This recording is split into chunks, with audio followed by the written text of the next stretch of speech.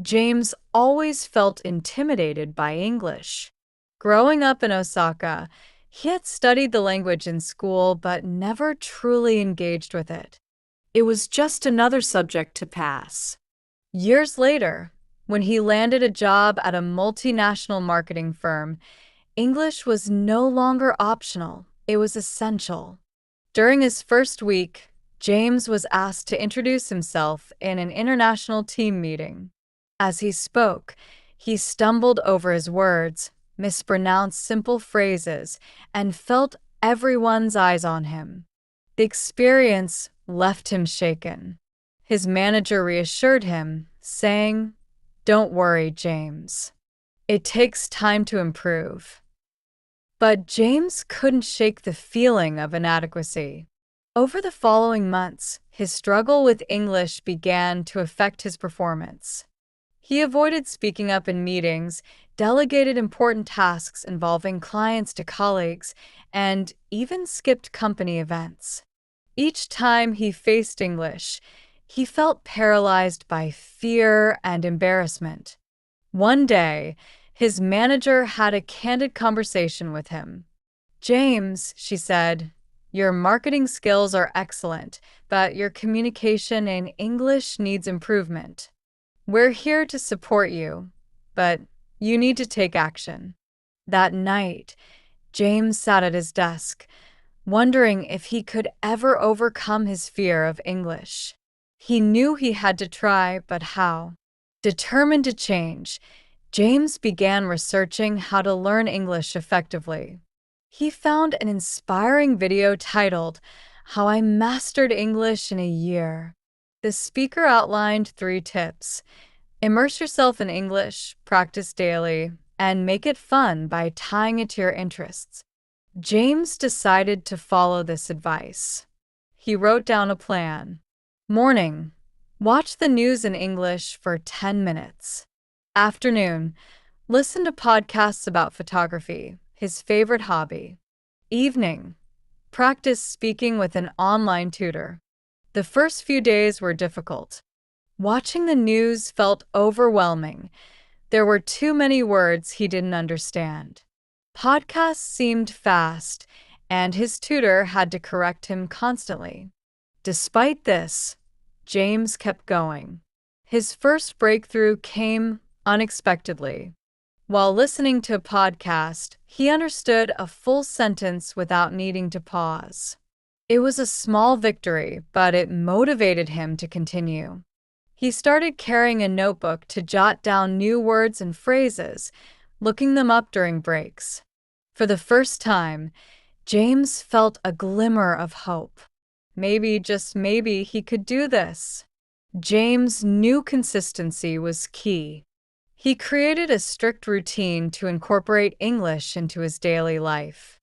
Every morning, he spent 15 minutes reading English articles related to his work.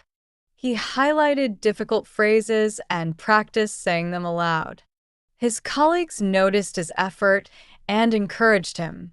In the evenings, James dedicated time to speaking practice. He booked sessions with Sarah, an English tutor he found online. Sarah was patient and encouraging, but she pushed James to step outside his comfort zone. They role-played work scenarios, practiced introducing marketing strategies, and even rehearsed small talk. James also found joy in connecting his learning with his hobbies. He joined an online photography community where members shared tips in English. At first, he hesitated to post comments, afraid of making mistakes. But one day, he mustered the courage to write, "I love your photo. What camera do you use?" To his surprise, he received a kind reply. Each week, James reviewed his progress. His notebook was filling with vocabulary, and his speaking sessions were becoming less awkward. He began to feel a sense of accomplishment, but challenges lay ahead. One Monday morning, James was asked to present a new campaign idea during a video conference. Despite all his practice, he froze. His palms were sweaty and his voice wavered. Midway through the presentation, he apologized and passed the task to his colleague. After the meeting, James felt defeated. All his hard work seemed pointless. He called Sarah and vented his frustration. Sarah listened patiently and said, "James, progress isn't linear. Everyone has setbacks. The important thing is to keep going. Let's practice what went wrong." Over the next few weeks, Sarah helped James prepare for similar situations. They practiced answering questions confidently and structuring responses clearly. James also started recording himself speaking and reviewing the recordings to identify areas for improvement. He gradually regained confidence. During a casual lunch with colleagues, he decided to challenge himself by speaking in English. Although his grammar wasn't perfect, his team appreciated his effort and encouraged him. James realized setbacks were part of the journey. He just needed to persevere. 6 months into his learning journey, James attended a company conference in Singapore. He was nervous but determined to make the most of the opportunity.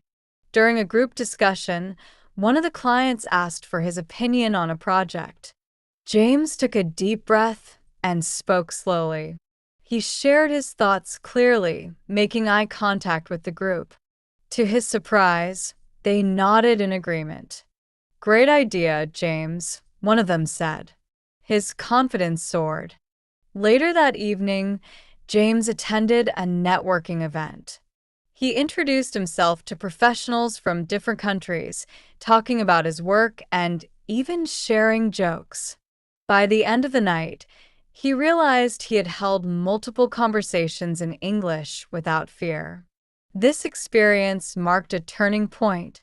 James saw the results of his hard work and began to embrace opportunities to use English. He still made mistakes, but instead of feeling embarrassed, he viewed them as learning moments.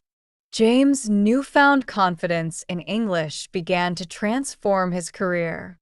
He was promoted to a leadership role and given more opportunities to work with international clients. His colleagues often came to him for advice on presentations, and he gladly helped them.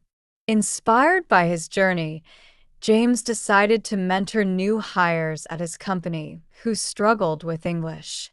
He shared practical tips, encouraged them to practice daily, and reminded them that mistakes were a natural part of learning. His story became a source of motivation for many. James also continued to improve. He started reading English novels, watching movies without subtitles, and exploring more advanced topics in his field. English had become not just a skill, but a gateway to new opportunities and friendships. Reflecting on his journey, James felt proud of how far he had come. English was no longer a barrier, but a bridge to new experiences. He traveled to London for a project, confidently navigating the city and connecting with colleagues. At an international conference, James delivered a keynote speech about the power of perseverance.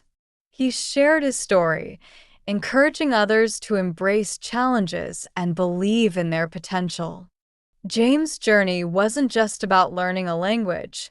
It was about rediscovering his resilience and proving to himself that growth was always possible. All right. Please answer the question. 1.